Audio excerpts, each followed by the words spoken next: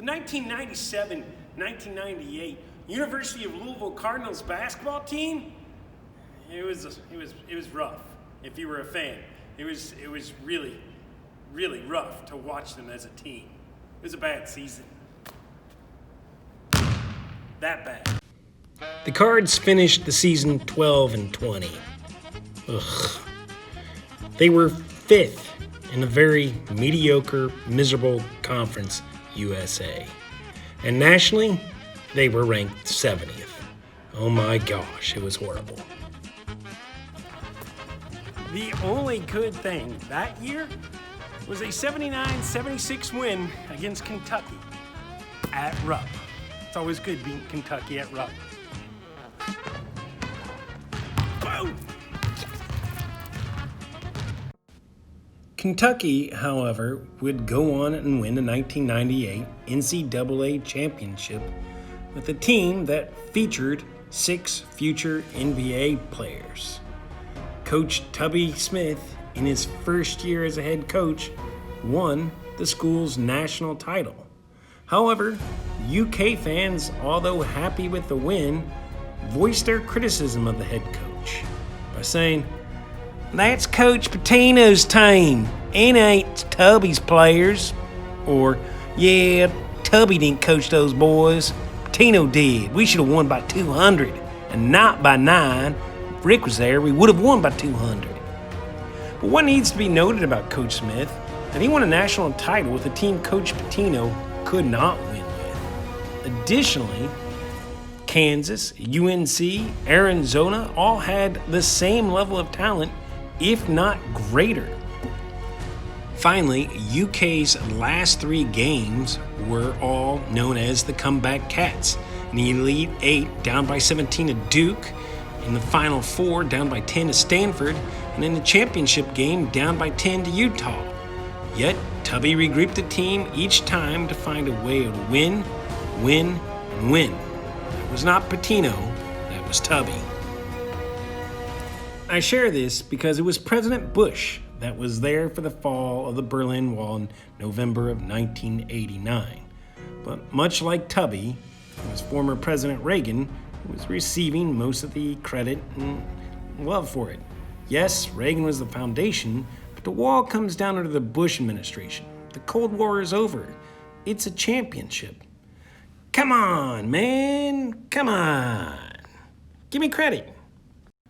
Fellas, it's appropriate to be in a gym because a lot of times campaigns are actually done in gymnasiums and arenas to, for the crowd size. Guys, this is another episode of Decades, the Elections, Part 2. You want answers? I think I'm entitled. You want answers? I want the truth!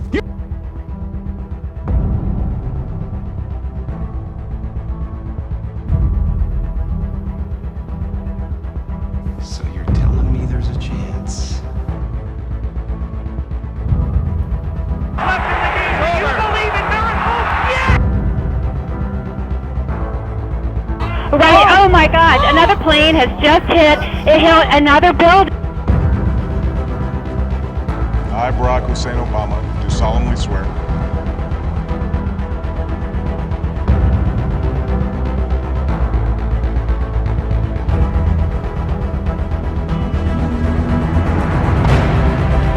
Mr. Gorbachev, tear down this wall. Not have sexual relations.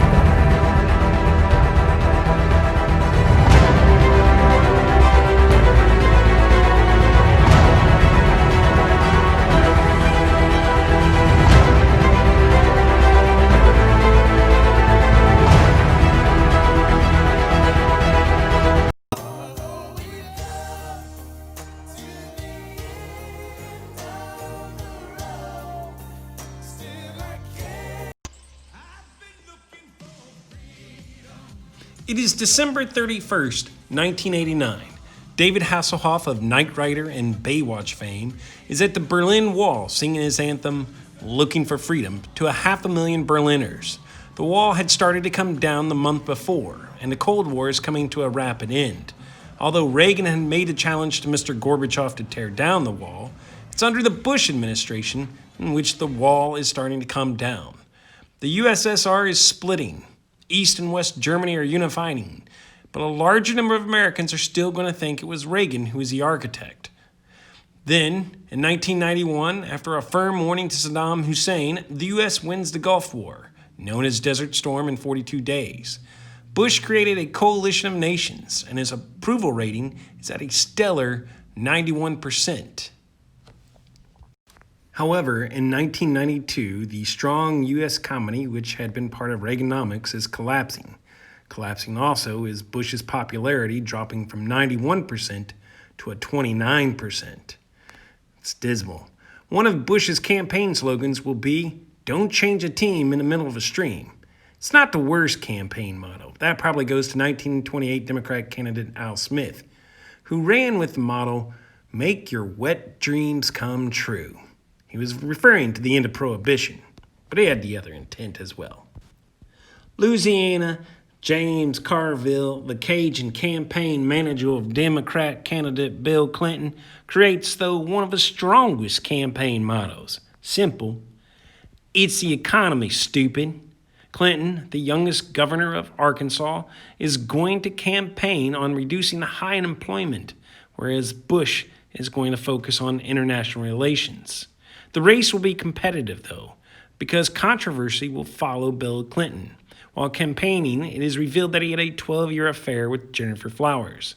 Republicans will ask voters, if Clinton can't keep his promise to his wife, how can you, the voter, expect him to keep his promise to you? However, unlike the 1998 election, in which Americans were shocked to discover the frontrunner Gary Hart was having an affair, the American public seemed to accept Clinton's moral ambiguity. Maybe it was due to a strong stand of support from his wife Hillary Clinton. Seeing a divided nation, Ross Perot, a 5'5", successful Texas businessman with large ears, will join the race. As a third-party candidate, Perot came with no-nonsense dialogue to the American people, offered plans of financial stability, and lacked controversy to make him a strong candidate. But as quickly as his rising to stardom was going, it took a huge nosedive when the Texan Perot seemed to go off the rails in the summer, right before the election, and literally stopped running for the office. All right, guys, when you're in Trinity here, you can take Mr. Ross's music classes where you can learn guitar, saxophone, handbells.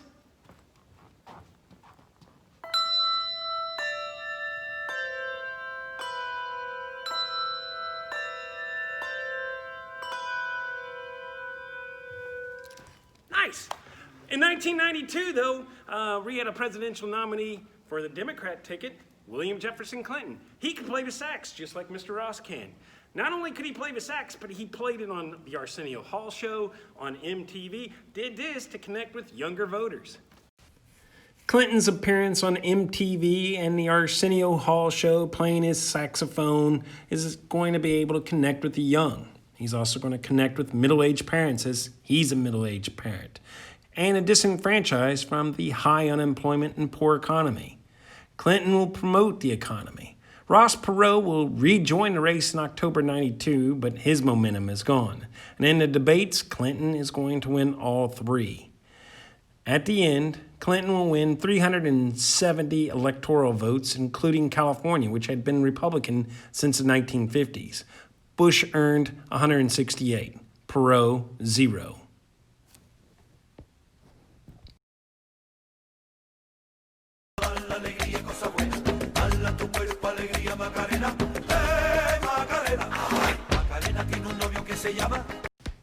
The 1994 midterm elections, Republican Representative Newt Gingrich used Rush Limbaugh's vast radio audience to announce the conservative Contract with America proposal. The contract, in essence, would be a series of legislation that proposed to lower taxes, shrink the government, reduce welfare and other social programs, as well as implement term limits. Voters supported it and flipped both the House of Reps, first time in 40 years, and the Senate to the Republican Party. Immediately, the House and Senate began passing some of those acts promised in the contract, although they ended up rejecting the term limits. Dealing with both houses of government under Republican leadership was a strain for Clinton, but those difficulties will rise even more when another woman will come forward from Clinton's past, creating controversy. On May 6, 1994, Paula Jones, a former Arkansas public servant, said she had been sexually assaulted by Clinton and sued the president. Although damaging at first, as more details were released, Jones' credibility was questioned, especially after partially nude photos of her appeared in Penthouse magazine. Eventually, the suit will be dismissed, and the president, for a second time, will have endured a sex scandal. Jones, though, will appeal the decision years later and eventually settle with Clinton for $850,000 in 1998. As the president was rebounding from the Paula Jones affair, his character displayed strength and resilience when terror struck the United States. On April 19, 1995, at 9:02 a.m., Timothy McVeigh detonated a Ryder truck full of explosives outside the Alfred P. Murrah Federal Building in Oklahoma City. The blast killed 168 and wounded 680 more people. Included in the deaths were 19 children, of which 15 were in the building's daycare. Clinton dispatched an immediate response team that within 30 hours had connected McVeigh to the terror attack. McVeigh was easy to track down, as well as due to the fact that 90 minutes after the blast, he'd been arrested for driving without a license plate and holding weapons.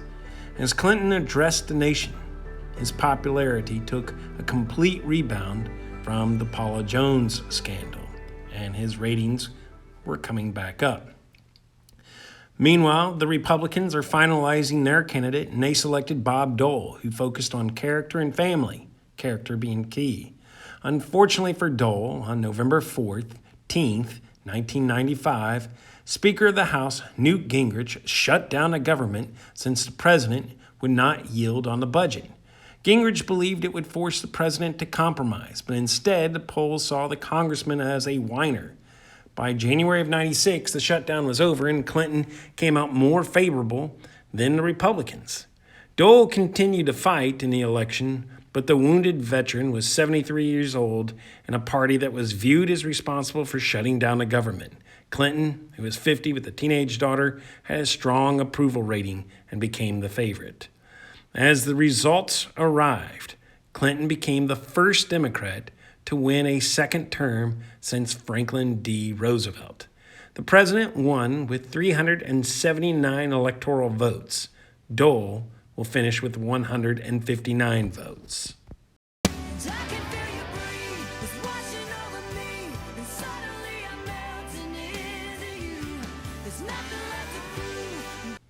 On January 26, 1998, President Clinton once again found himself the subject of another sex scandal.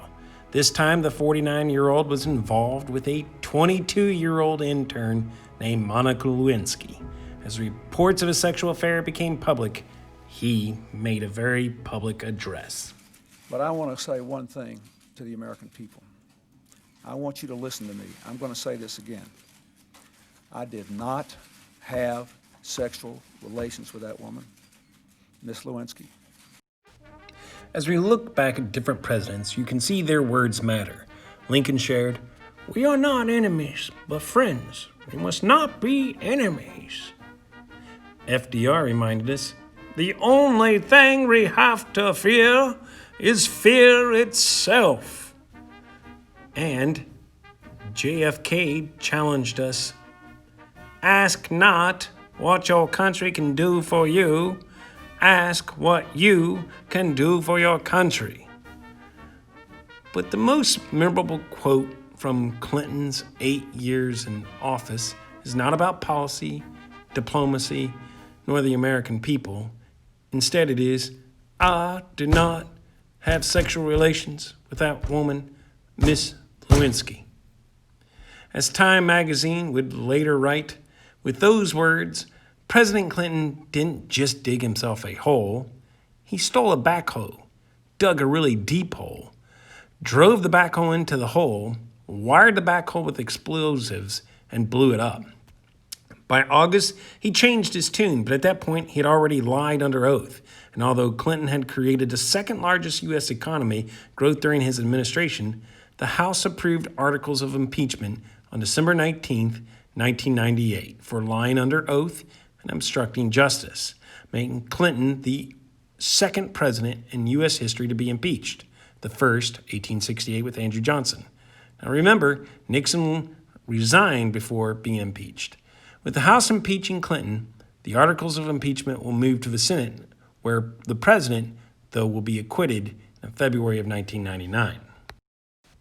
During the impeachment, Vice President Al Gore was tied to both the good, a strong economy, and the bad, the impeachment of Clinton.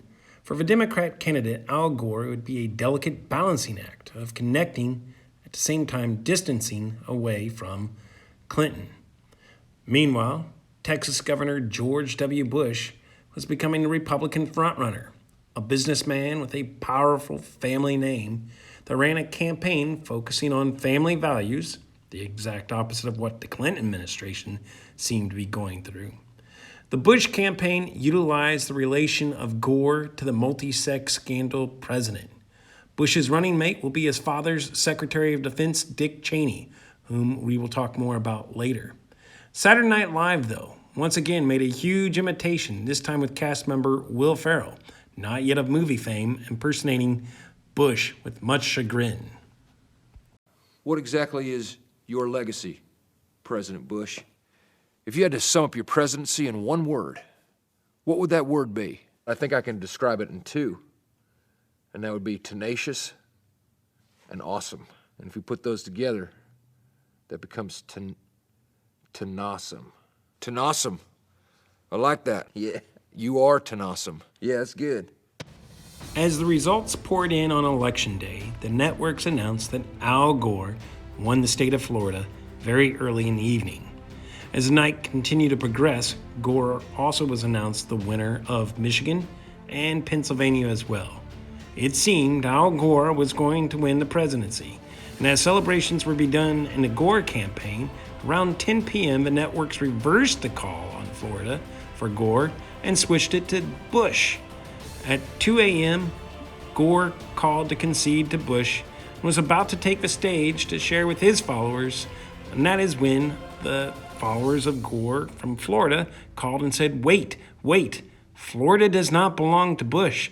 It's too close. Don't concede. Both candidates had the excitement and thrill of winning and losing in the same evening. And now, as the nation goes to bed, we don't know who's going to be our president, and it's going to be determined by one state.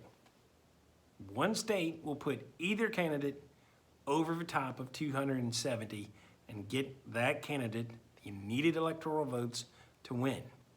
That one state that we have to wait on is Florida. Dear Lord, Florida. Yeah, that Florida. You know what about Florida is you could take any day, but let's use your birthday, for example. Type in your birthday as well as the words Florida man right after in a Google search and see what happens. For me, on my birthday, this is what I get right here. A Florida man who blames a hookah-smoking caterpillar for the reason why he believes he's in Alice in Wonderland and thus justified doing over $100,000 in damage and wrecking and destroying a liquor store.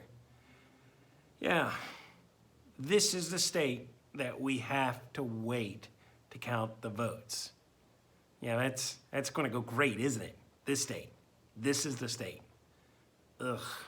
Thanks, Florida. Wednesday, November 8th, 2000. The electoral results are Gore 250, Bush 246. Florida is forced to recount, and here is where having the name Chad's going to start to be the butt of a lot of jokes. Florida used a type of ballot known as the butterfly ballot, in which voters claimed it was extremely confusing to read, paired with the additional complication of how the vote was indicated by punching a tab created a lot more confusion. When you punch through a piece of paper, for example, like a hole punch, the small fragment of paper is known as a Chad. As ballots were painstakingly being recounted, became apparent that some voters did not punch clearly through the tab. Ballots that the Chad was connected on a corner were known as hanging Chads. A ballot in which the voter did not even punch through but simply made a dimple in casting their vote were pregnant Chads. Needless to say, if your name was Chad in 2000, you often got, "How's a hang, Chad? Hey, Chad, I heard you were pregnant."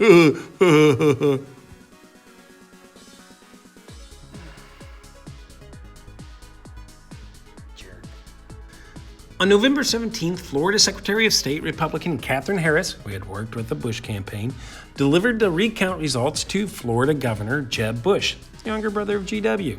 The results proclaimed Bush as the winner. The Gore campaign, however, argued that not all the ballots had been recounted and took it to the Supreme Court of Florida. Florida Supreme Court said a full recount had been done. The Bush campaign then went on to the U.S. Supreme Court. And the U.S. Supreme Court said that the counting had to stop. And on December 12th, nearly a month after the election, Bush was declared a winner by 537 votes. Democrats will cry foul, as the heavily Democrat county Miami-Dade was still counting and had thousands of votes not included in the count. Al Gore will lose Florida by 537 votes. There are nearly 6 million votes that were cast between Gore and Bush, and out of 6 million, it is separated by only 537. 537! And with the loss, Gore will lose Florida's 25 electoral votes. On December 13th, Gore will concede the election.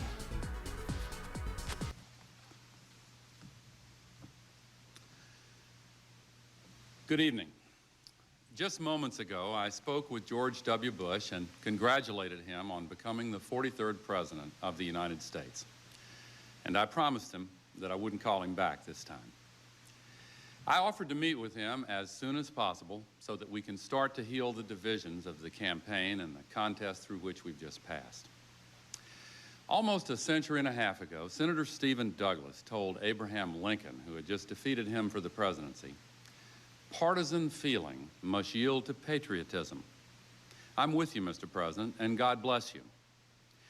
Well, in that same spirit, I say to President-elect Bush that what remains of partisan rancor must now be put aside, and may God bless his stewardship of this country. One final note about the 2000 election. There's always going to be third-party candidates, and often they make a very little impact in the election. But this time it's different. One of those third-party candidates is Green Party Ralph Nader, who received 97,000 votes in Florida.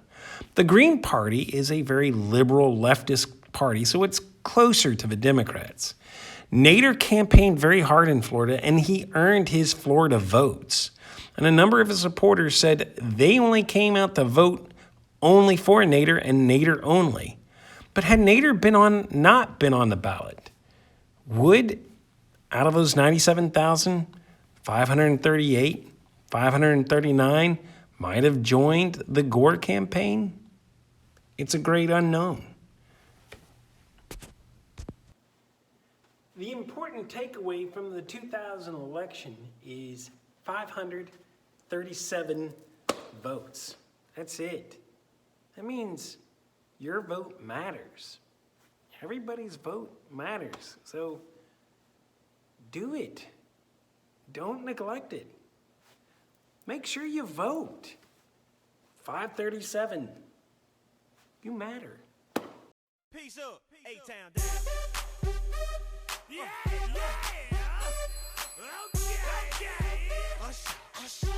7 months into Bush's presidency, on September 11, 2001, 4 passenger planes will be hijacked. American Airlines Flight 11 and United Airlines Flight 175 will crash into the World Trade Center's North and South Towers. American Airlines Flight 77 will crash into the Pentagon. And a 4th plane, United Airlines Flight 93, will crash into a field in Pennsylvania after passengers fight back to reclaim the plane. In total, 2,997 lives are lost and over 25,000 will be wounded in what will be the worst terror attack in history. The attack was planned by Al-Qaeda's Osama bin Laden. He was wanting to divide us, but instead, he unified us. As we mourn the loss of thousands of our citizens, I can hear you.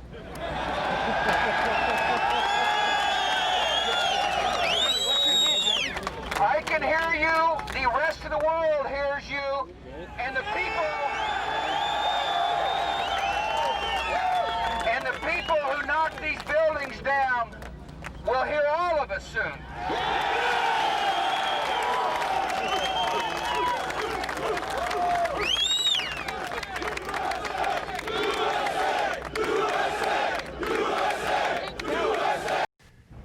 With the nation unified, in October of 2001, the Bush administration will be able to take a strong stance in Afghanistan after Afghanistan refused to surrender bin Laden.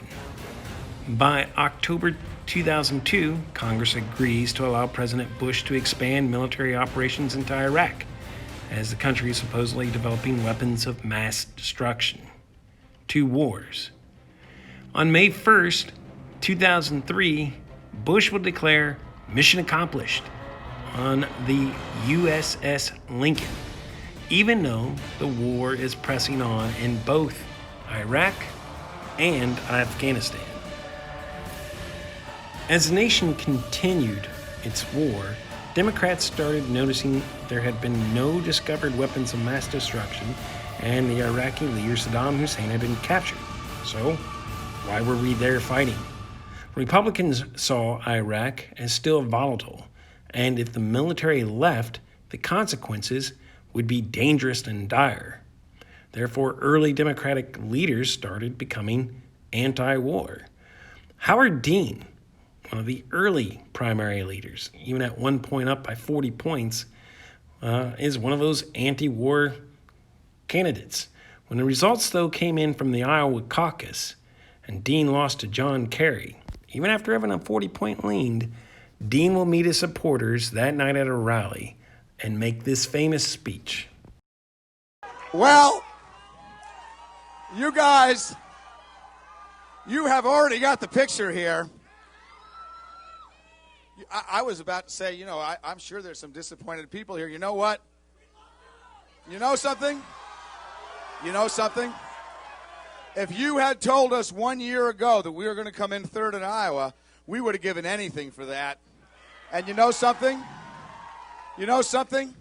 Not only are we going to New Hampshire, Tom Harkin, we're going to South Carolina and Oklahoma and Arizona and North Dakota and New Mexico. And we're going to California and Texas and New York. And we're going to South Dakota and Oregon and Washington and Michigan. And then we're going to Washington, D.C. to take back the White House. Yeah!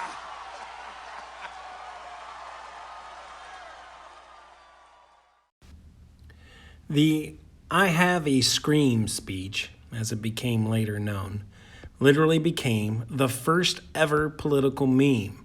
Yeah! And thus ended his hopes at being president.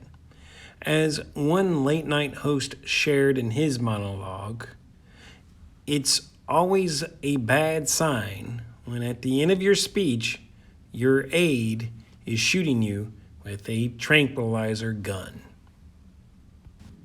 The Democrats will nominate John Kerry, a Silver and Bronze Star Purple Heart veteran from the Vietnam War. Kerry will play on the anti-war sentiment and connect with veterans. But the polls saw Bush as being the stronger president and keeping America safe. With the debates focusing on the 2 wars, Bush was becoming the favorite. What helped the Bush campaign, though, was a ghost from America's recent history. After a 2-year silence in which no one had seen nor heard from Osama bin Laden, in October 2004, just days prior to the election, a tape of bin Laden surfaced saying he's very alive and very well. Bush responded, "Let me make this very clear. Americans will not be intimidated or influenced by an enemy of our country." America then stuck with the president that they believed showed strong action against terror and would keep them safe. Bush will win the election, 286 electoral votes to Kerry's 251.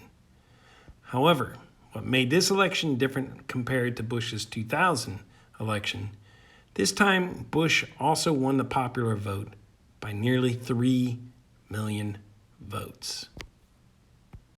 When we discussed the 2000 election, I promised we'd come back and take a look at Vice President Dick Cheney. Here's me keeping my promise to you. Just before Bush's 2000 election, Dick Cheney was in charge of Bush's selection committee to find Bush a running mate. And who does Bush choose as his running mate? Dick Cheney, the guy in charge of it. Cheney is an avid fly fisherman, and he often uses fly fishing skills to run politics. Cast a line of bait, patiently pull back in. Maybe Cheney was fishing when he's in charge of finding a VP, presenting possibilities that he knew would not fit with Bush while continuing to demonstrate his own strengths. It was a game of cast and release, maybe. The partnership, though, between Dick Cheney and George W. Bush worked.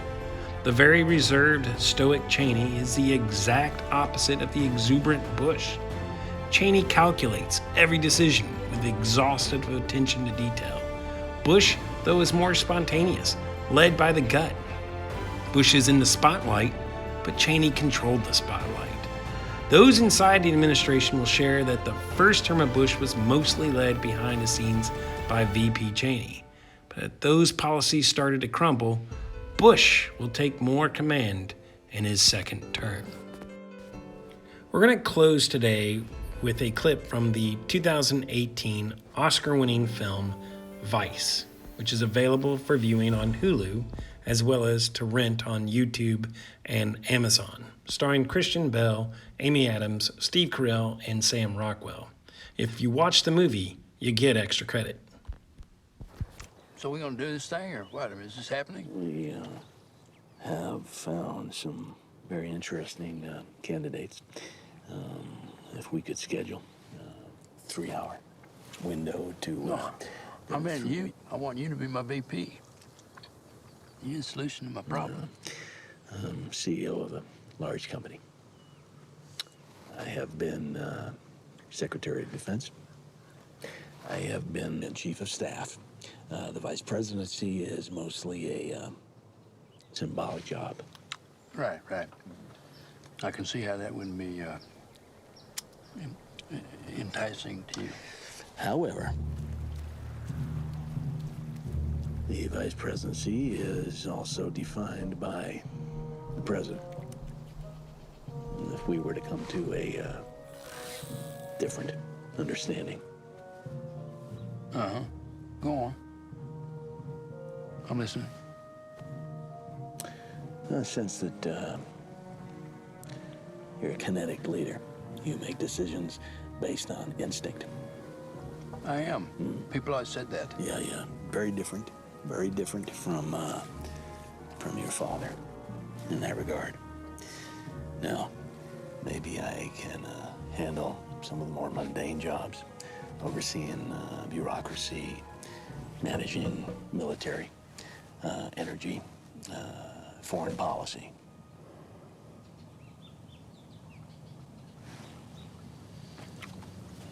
That sounds good. Never want to be the kind of team owner that posts the starter in the fourth inning. That's the manager's job. All right, fellas, so there we are. We're at the end of part 2. And I know that you guys are smart enough to say, wait a minute, where's the talk about Barack or Donald? Well, that means we have part 3. Guys, don't forget, if you watch the film Vice and write a review, see me about how to write a review. I'll talk to you about that. You can get some extra credit at the end of the quarter here. So it's a good film, Academy Award winning film. As always, guys, remain awesome, be nice, stay safe, and I will see you soon. Catch you later, guys.